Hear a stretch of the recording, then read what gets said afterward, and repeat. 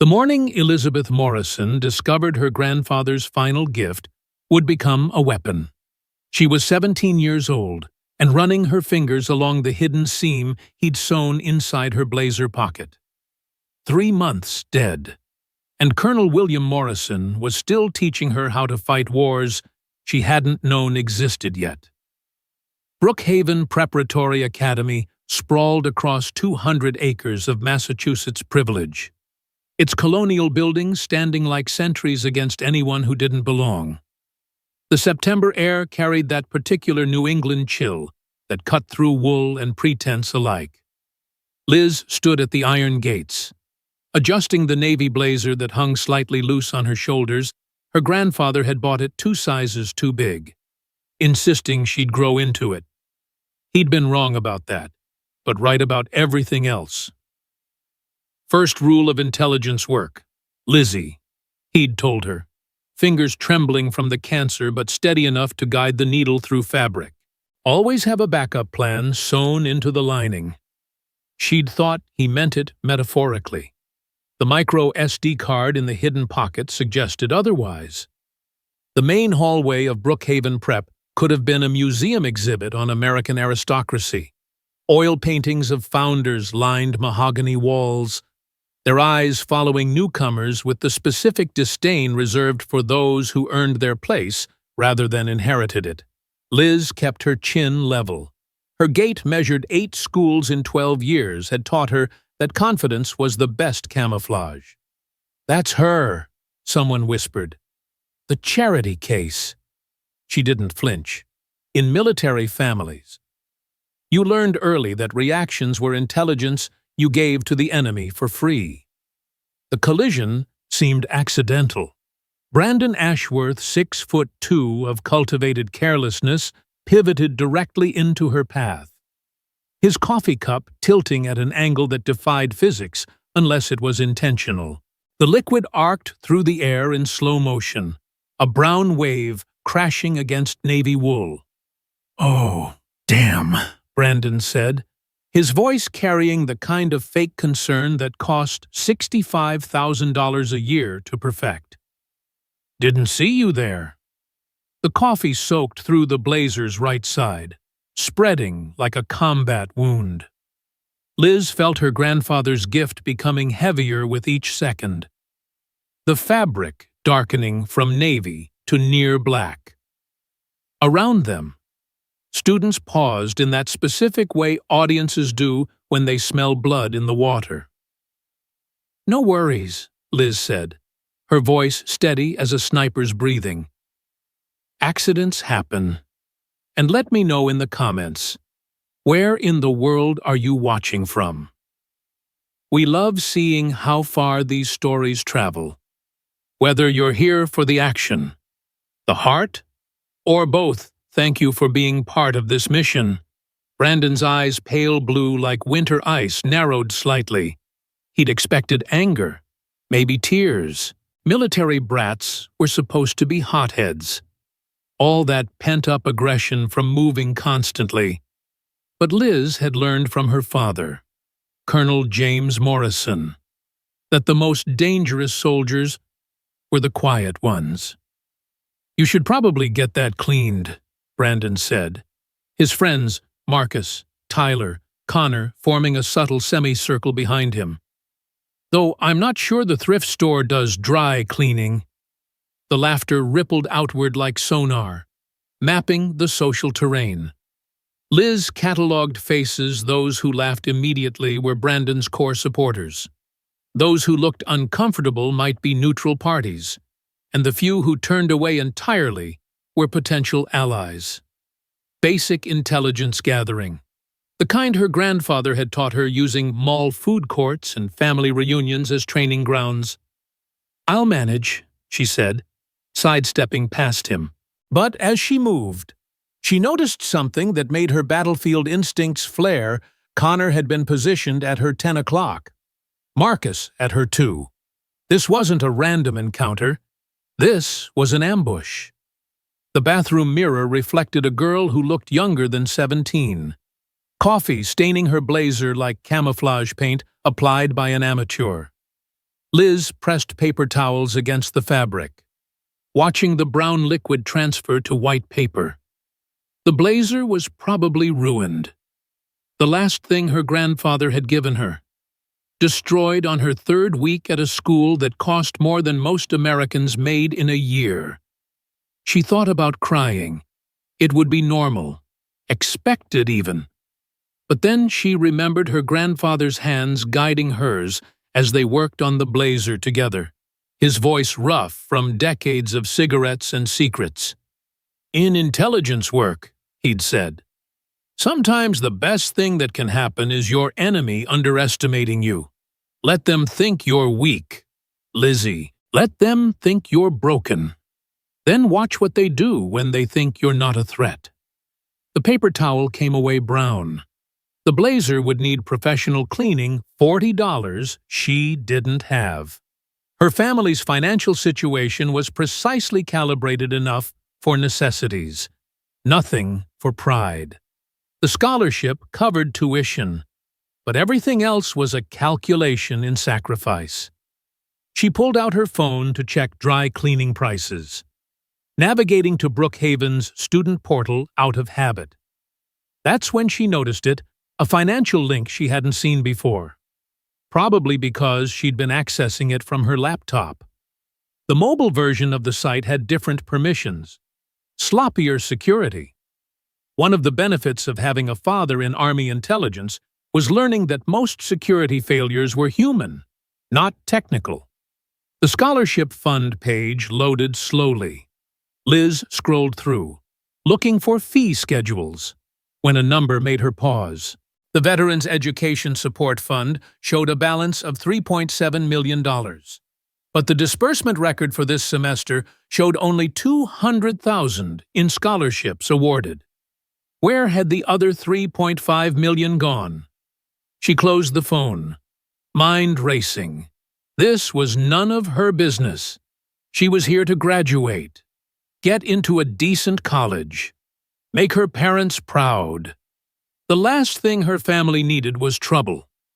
But her grandfather's voice echoed, "Honor isn't about the uniform. Lizzie, it's about standing up when standing up costs you everything." The library was nearly empty after school.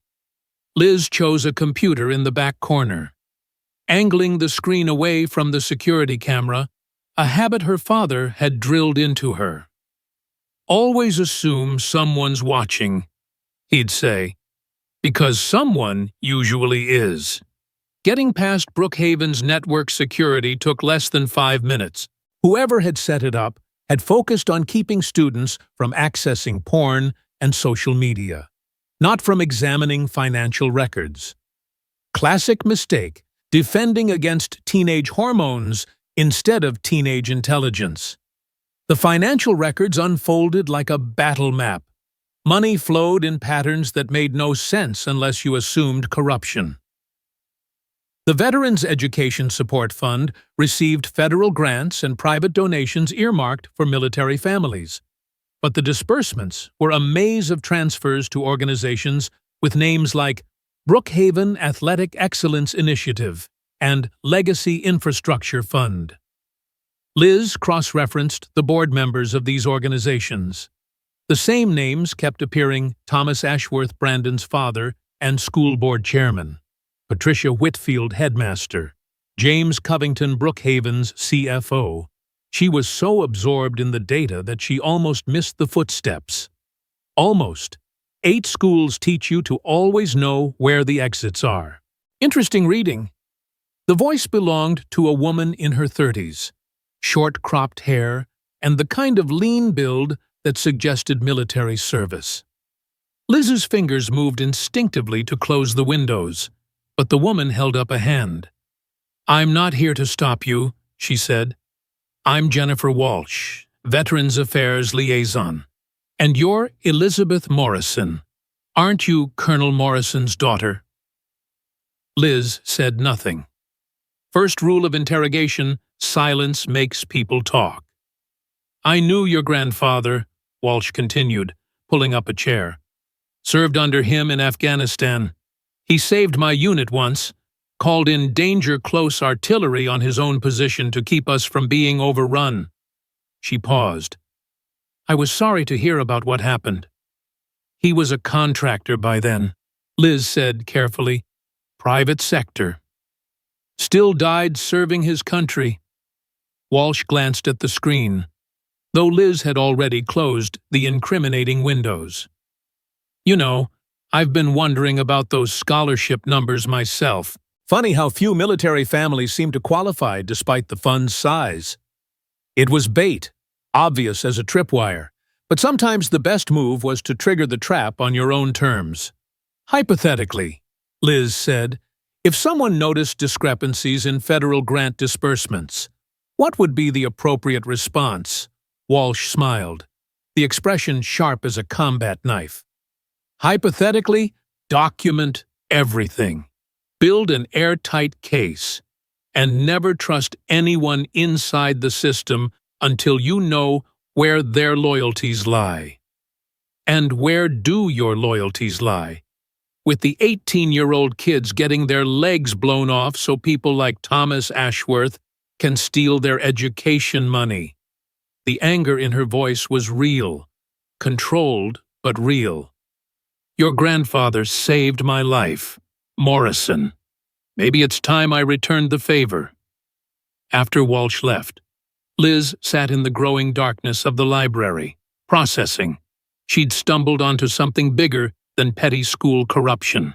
This was systematic theft from federal programs, targeting the one population least likely to have resources to fight back military families. Her phone buzzed. Unknown number. "Stay in your lane, new girl. Some roads lead off cliffs." Liz stared at the message, feeling something cold and familiar settle in her chest. It was the same feeling she'd had when they'd gotten word about her grandfather, when she'd realized that sometimes the worst enemies wore friendly faces. She screenshotted the threat and opened an encrypted folder on her phone, another gift from her grandfather, who'd insisted on teaching her tradecraft like other grandfathers taught fishing. Inside went the message, along with photos she'd taken of the financial records. The blazer hung on the back of her chair, coffee stain already setting into permanence. Tomorrow, Brandon and his friends would probably escalate. They'd see the stain as proof of their power, evidence that the military brat could be broken. Let them think that. Let them believe she was exactly what they expected: poor, powerless, alone. Her grandfather had taught her that the best intelligence officers were like ghosts, invisible until the moment they struck. And ghosts, Liz had learned, were patient creatures. That night, she sat at her desk in the small apartment her family rented on the outskirts of Brookhaven's school district. Her father was at his VA appointment. The shrapnel in his spine required constant management. Her mother was working her second job at the hospital. The apartment was quiet, except for the hum of Liz's laptop as she worked. She'd changed out of her uniform, but the blazer hung on her closet door like a battle flag. The coffee stain had dried into an abstract pattern that looked almost deliberate, like camouflage for urban warfare. The micro SD card from the hidden pocket lay on her desk. She'd been afraid to access it, worried it might contain something classified that could get her father in trouble. But curiosity won, as her grandfather had probably known it would. The card contained two things: a text file and a program she didn't recognize. The text file was short: "Lizzie, if you're reading this, I'm gone and you're in trouble. The program is called Phantom. Your dad will know what it does. Use it only if you have no other choice. Remember, in intelligence work, the truth is the most dangerous weapon, but it's also the only one worth wielding. Love, always. Grandpa." She copied the program to her encrypted drive, but didn't run it. Not yet. Her grandfather had said only if she had no other choice. and she still had moves to make. The financial records painted a picture that got uglier the deeper she dug. The Veterans Education Support Fund wasn't just being skimmed, it was being systematically drained through a network of shell organizations. The Brookhaven Athletic Excellence Initiative had spent $2 million on consulting fees to a company registered in Delaware. The Legacy Infrastructure Fund had paid another $1 million for architectural planning that resulted in no actual buildings. But the worst part was the rejected applications. Dozens of them, all from military families, all denied for bureaucratic reasons. Incomplete documentation. Failed to meet residency requirements. Income exceeds threshold for families barely staying afloat.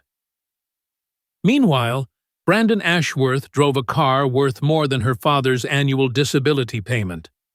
Her phone buzzed again. This time it was a photo her father entering the VA hospital, taken with a long lens. The message was clear: "We know where your family is vulnerable." Liz felt the anger rise, hot and sharp, but forced it down. Anger made you stupid, and stupid got people killed. Her grandfather had taught her that in the context of war zones, but it applied equally to whatever this was becoming. She saved the photo to her evidence folder and continued working. By 3 a.m, she had mapped the entire network. The scheme was elegant in its simplicity, used the respected Brookhaven name to attract federal grants for veterans' education. Award just enough legitimate scholarships to avoid scrutiny.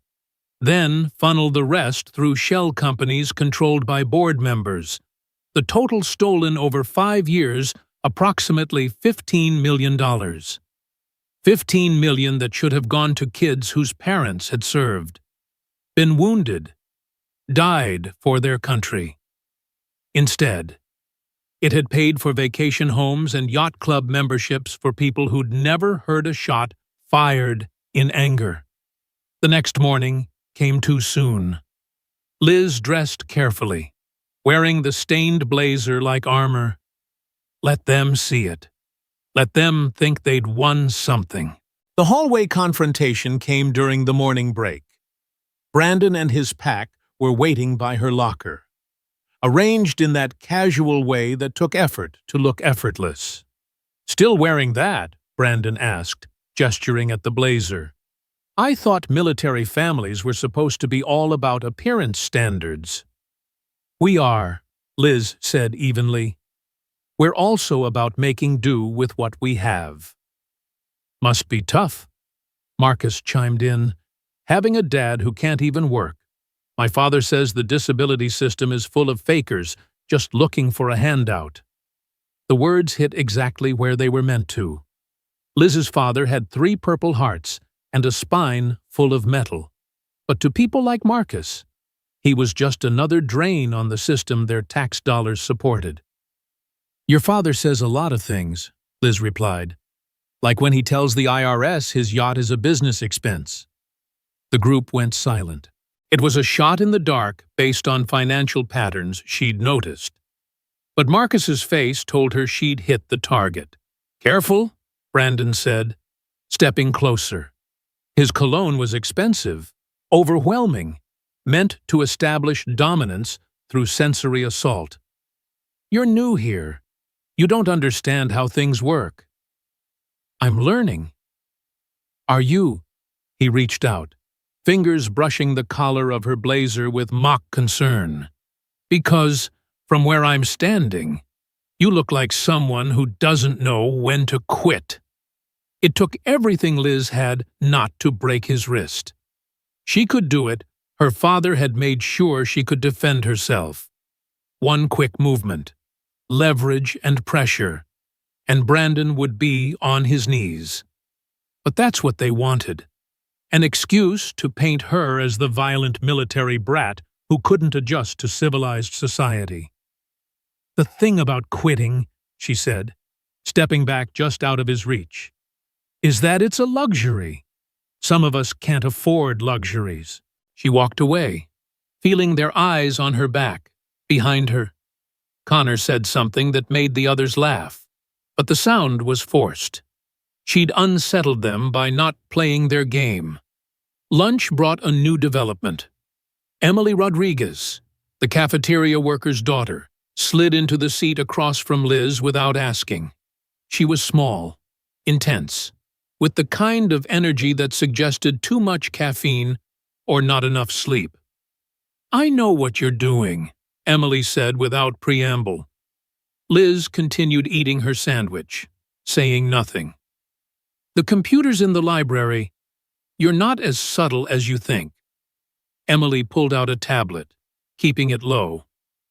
"But your technique is amateur hour. If you really want to dig into Brookhaven's dirty laundry, you need better tools." "I don't know what you're talking about." "Right." Emily's fingers flew across the tablet screen. "That's why you spent 3 hours last night mapping financial transfers through shell companies. Which, by the way, you missed about half of them. The really interesting ones go through the Cayman Islands." Liz set down her sandwich. "Who are you?" "Someone whose mom has worked in this cafeteria for 15 years without a raise while watching million-dollar renovations that never quite happen." Emily's voice was bitter. "Someone who got into MIT early admission but can't go because, surprise, the financial aid they promised mysteriously disappeared. And you think I can help with that? I think you're Colonel Morrison's granddaughter. I think you've got reasons to dig into the same dirt I've been tracking for 2 years. And I think together we might actually accomplish something besides getting expelled." Emily slid a piece of paper across the table. It was a server address and login credentials. "That'll get you into the real financial system," she said. "The one they don't show the federal auditors. But fair warning once you see what's in there. You can't unsee it." Liz pocketed the paper. "Why trust me?" "Because Brandon Ashworth has made your life hell for 3 weeks and you haven't cried once.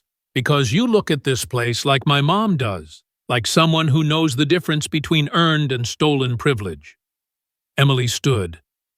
"And because your grandfather died trying to protect people like us. Maybe it's time someone finished what he started." The afternoon brought an escalation. Liz found her locker forced open, her books scattered across the hallway floor. Water had been poured over everything, destroying notebooks, ruining assignments. A note was taped inside, "Next time it won't be water." She knelt to gather the sodden remains of her work, aware of the crowd gathering. This was meant to be another humiliation, another reminder of her place. But as she picked up her ruined calculus notebook, she noticed something they'd been careful not to damage anything expensive. No tablets, no electronics, just paper and time. They wanted her angry, not litigious. "Need help." The voice belonged to Jessica Parker Brandon's ex-girlfriend, though the ex part was recent enough that she still wore his lacrosse hoodie. She knelt beside Liz, gathering soggy papers. "I've got it," Liz said. "No, you don't." Jessica's voice was quiet but firm. "Nobody's got it alone here. That's how they win." They worked in silence, collecting destroyed homework and waterlogged textbooks. When they finished, Jessica lingered. "He's scared of you," she said suddenly. "Brandon, his father, Thomas. Brandon mentioned it last week. His dad's been asking about you. About your family." Jessica pulled the hoodie tighter.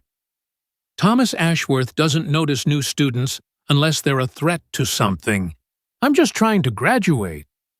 Jessica laughed, but it wasn't a happy sound. "You know what Brandon told me once? He said his father had a saying, 'There are only 2 kinds of people at Brookhaven, those who take and those who get taken from.' Guess which category we're in?" That evening, Liz used Emily's credentials to access the hidden financial system. What she found made her previous discoveries look like pocket change. The Veterans Education Support Fund was just one tentacle of a larger organism. Federal grants for STEM education, arts programs, infrastructure, all of them flowing into Brookhaven's accounts, and then disappearing into the maze of shell companies. But there was something else, something that made her blood chill. Personnel files on military families who'd applied for aid. Not just financial information, but detailed backgrounds, service records, deployment histories, family vulnerabilities. Her own file was there. Father Colonel James Morrison, medically retired, 60% disability rating, ongoing treatment for combat-related spinal injury. Mother Dr. Sarah Morrison, VA psychologist, salary below private sector due to government pay scales. Daughter Elizabeth, high academic potential, noted behavioral issues at previous schools, fights with civilian students who insulted military service. But it was the margin note that stopped her cold, leverage father's disability status under review. Suggest pressure through VA channels if becomes problematic. They weren't just stealing from military families. They were keeping files on how to destroy them if necessary. Liz stared at the screen, her hands trembling for the first time since arriving at Brookhaven. It wasn't fear, it was rage, pure and crystalline. They had files on her father's medical appointments, his pain management protocols, even notes from his therapy sessions that should have been confidential. Her phone buzzed. Her father. Texting from the VA hospital. Strange thing today. Doc says someone from Quality Assurance has been asking about my case. You know anything about that? She typed back, no. Everything okay? Fine.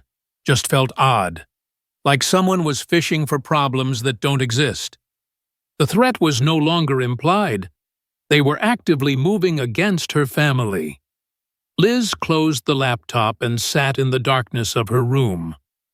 On the closet door, her grandfather's blazer hung like an accusation. What would he do?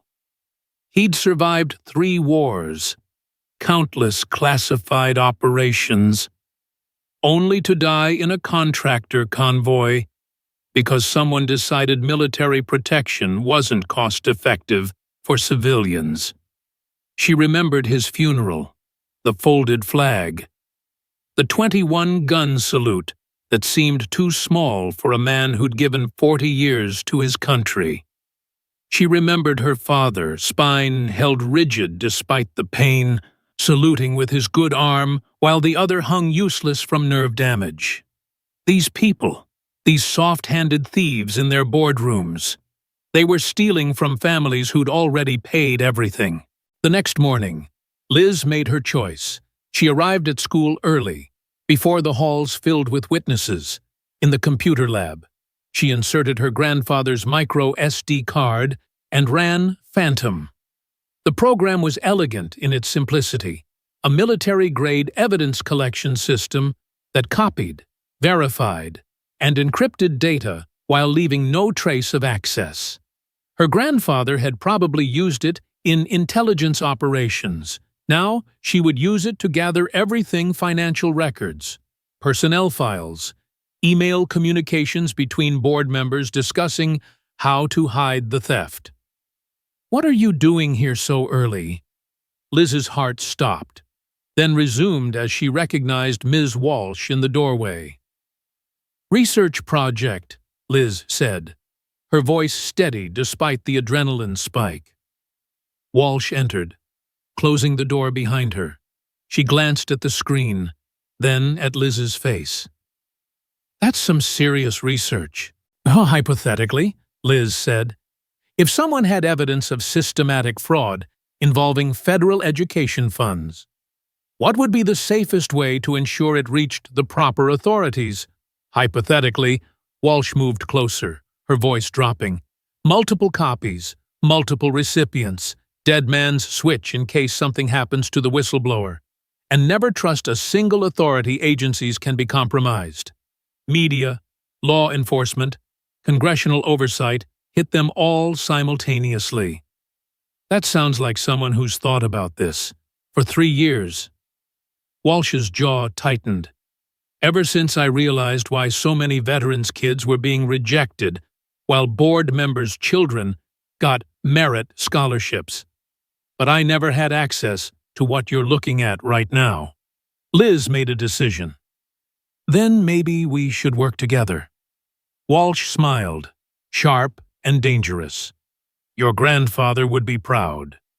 They spent the next hour creating an evidence package that would be impossible to ignore or bury. Financial records showing the theft. Emails discussing how to reject military families while maintaining plausible deniability. And most damning, a recording from a board meeting where Thomas Ashworth explicitly discussed using VA bureaucracy to threaten problematic families. How did you get that? Liz asked. Someone on the inside who got tired of being complicit, Walsh said.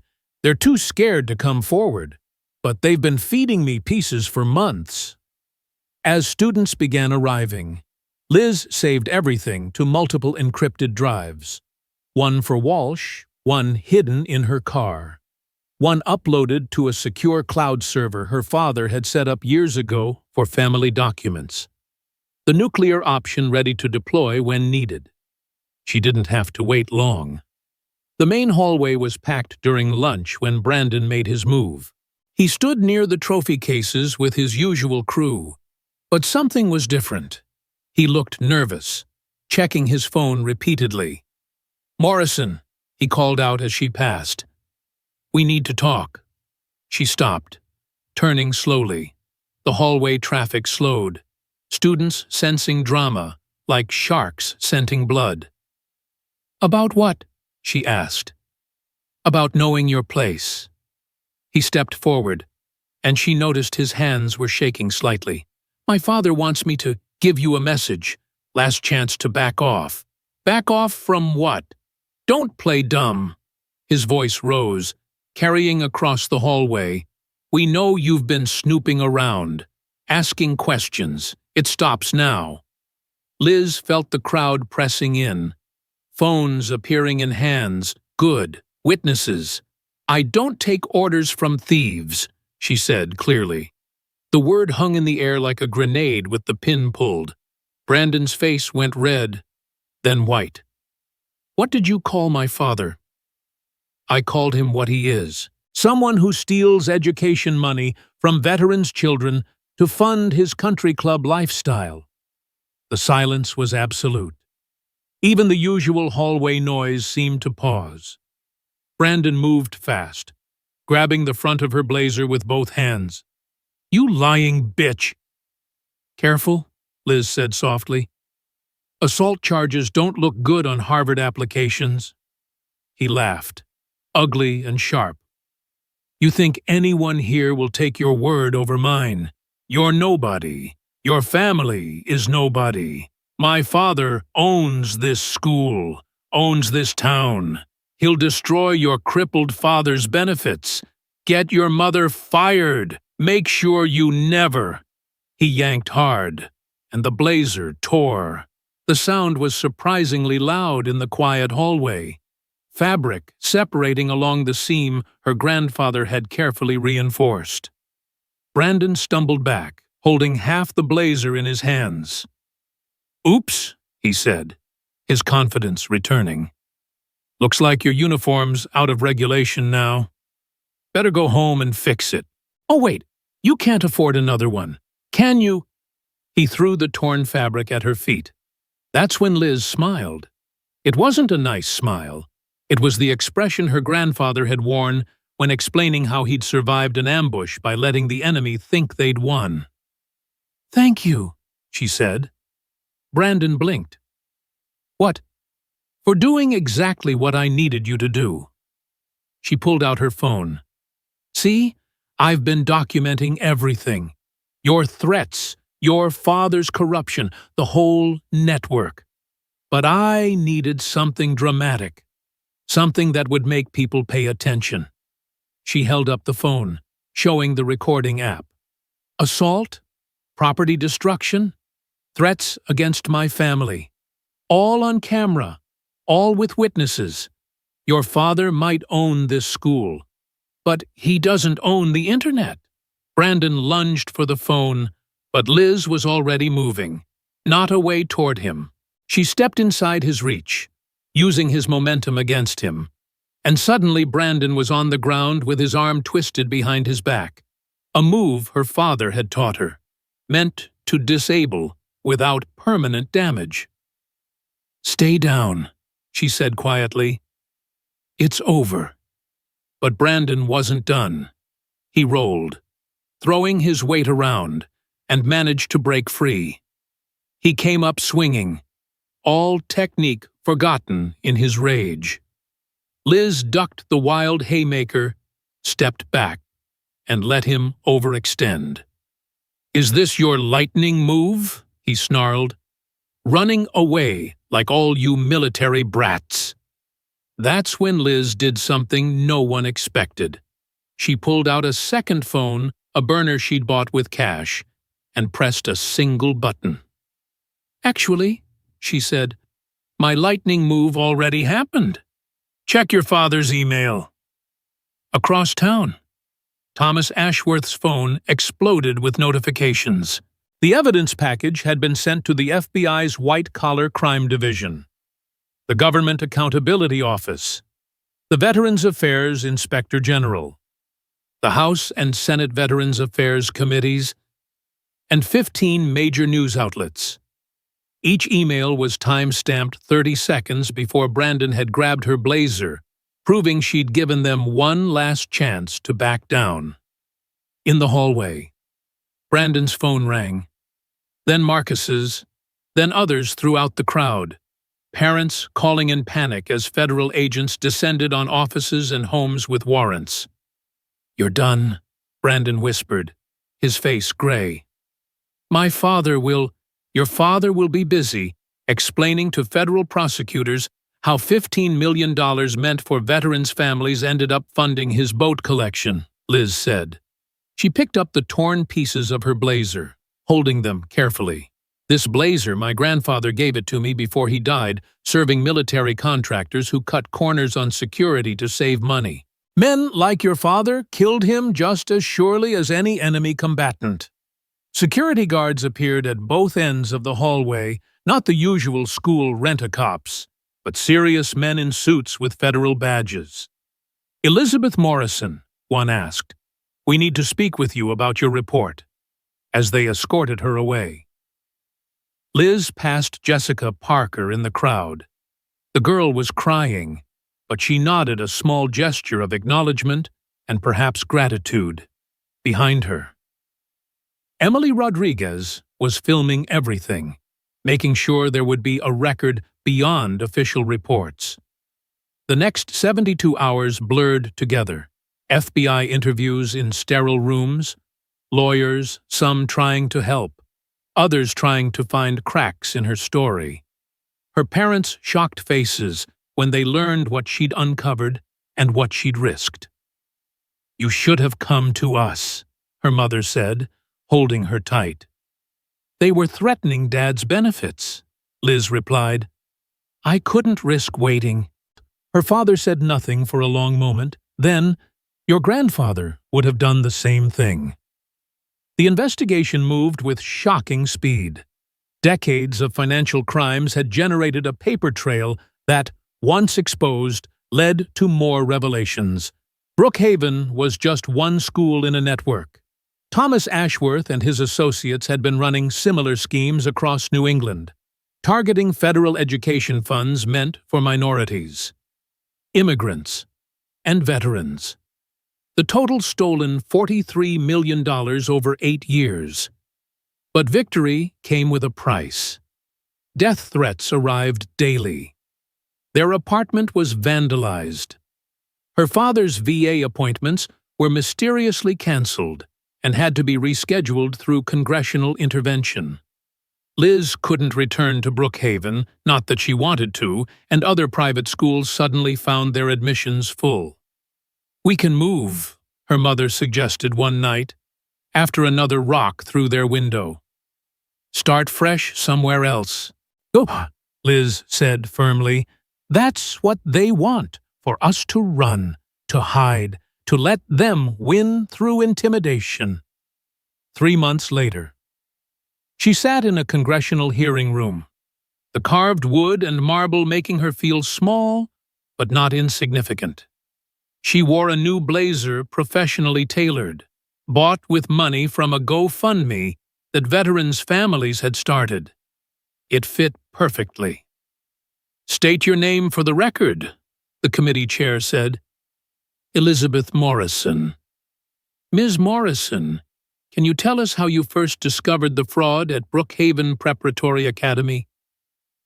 Liz leaned toward the microphone.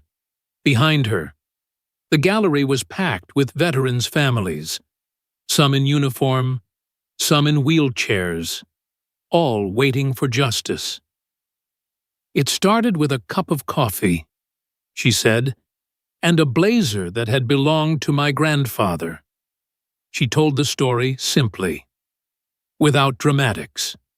The theft wasn't just about money, it was about betraying the promise America makes to those who serve.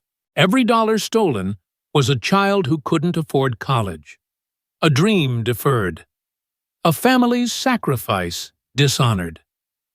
My grandfather didn't die for his country so that people could steal from his granddaughter's education, she said, her voice steady and clear. This isn't about one school or one family. It's about protecting every military family from those who would exploit their service. When she finished, the room was silent. Then, from the gallery, applause started. One person, then another, then the entire room, despite the chair's attempts to maintain order. The Veterans Education Fraud Prevention Act passed 6 months later. It established new oversight for private schools receiving federal funds, created whistleblower protections, and mandated annual audits. The Morrison Amendment, named for her grandfather, specifically required that 50% of veterans' education funds reach families within 90 days of allocation. Brandon Ashworth was sentenced to community service at a VA hospital. Liz had advocated for this instead of jail time, believing that seeing the real cost of his father's crimes might teach him what Brookhaven never had. His father received 15 years in federal prison. Liz kept the torn blazer. She had it framed with a small plaque. Sometimes the best armor is the truth, Colonel William Morrison. She started teaching cybersecurity to military kids, showing them how to protect themselves in digital battlefields. The classes were free, funded by recovered money from the fraud investigation. Emily Rodriguez became her teaching assistant after MIT offered her a full scholarship, partly due to the national attention her documentation had brought. Ms. Walsh was promoted to lead the new Veterans Education Protection Office. She kept a photo on her desk, Liz, at the congressional hearing, wearing her new blazer, speaking truth to power. But perhaps the most meaningful moment came a year later. Liz was teaching a workshop when a young girl approached, maybe 13, shy, wearing an ill-fitting blazer that had clearly been her parents'. "My dad says you're the one who stood up to the bullies," the girl said, "the ones who tried to steal our college money." "I had help," Liz said, "and a good teacher." She gestured to the framed blazer on the wall. "My grandfather taught me that sometimes you have to sacrifice what you love to protect what matters most. But he also taught me something else, that honor isn't about the uniform. It's about standing up when standing up costs you everything." The girl nodded, understanding in her eyes that went beyond her years. Military kids learned early that service meant sacrifice. But now, they were also learning it meant protecting each other.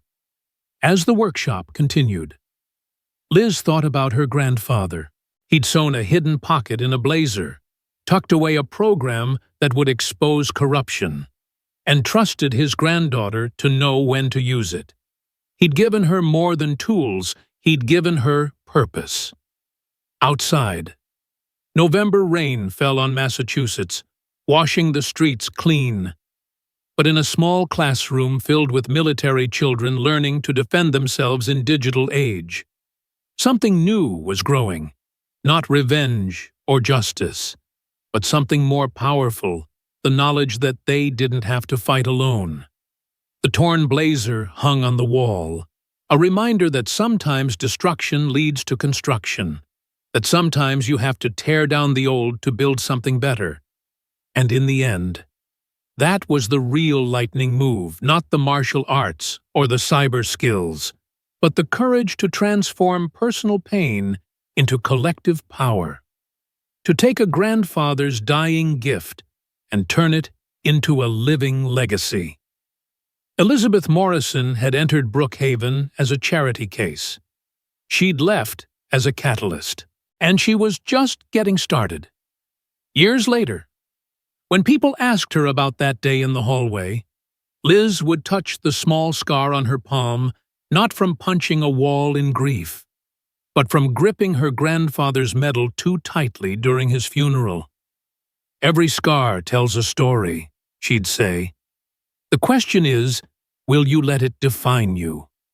Or will you use it to define something greater?" The answer, she'd learned, was always in the choosing.